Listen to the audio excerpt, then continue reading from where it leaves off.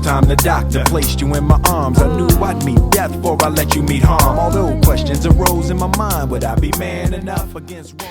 E probablemente pois sin facer pois ningún tipo de desvelar nin adiantar o interese da lectura nin da trama, poda ser digamos unha definición para entender de que se trata. Insisto, unha novela de aventuras, unha novela localizada en tempo e espazo míticos, e de algún xeito tamén unha novela de iniciación, unha novela onde un personaxe accede a madurez.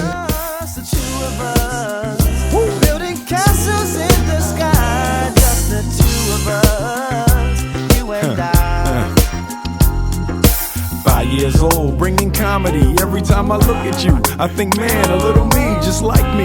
Wait and see, gonna be tall, makes me laugh, cause you got your dad's ears and all. Sometimes I wonder, what you gonna be? A general, a doctor, maybe a MC. Atopámonos aquí diante dunha novela de aventuras. Unha novela de aventuras pura e dura, ao estilo máis clásico. Con batallas, con héroes, con viláns, con amores, para que despois non me la rebaleo.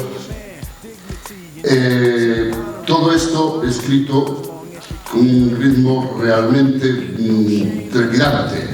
O autor casi nos leva, parece que nos leva a cabalo a través das páxinas do libro, e non nos dá descanso, non nos dá tregua, pero tampouco nos afoga. Sabe perfectamente dosificar as forzas dese cabalo que nos arrastra pola novela para non esgotalo, non?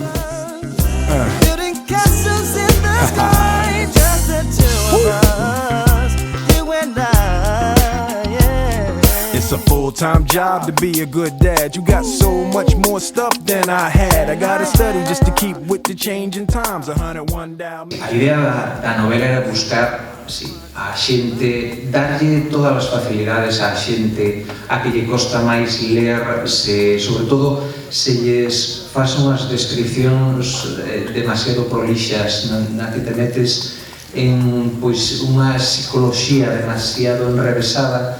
Non, o que quixen é, como dixestes os dous, dar moita axilidade, moito frenesí, ser un pouco cabroncete en ocasións, pechando os capítulos de maneira que non sexas capaz de pechar o libro, que teñas que ler o seguinte, darlle ese pulo extra á lectura para que a xente nova poida lela. Just me and you, taking the world.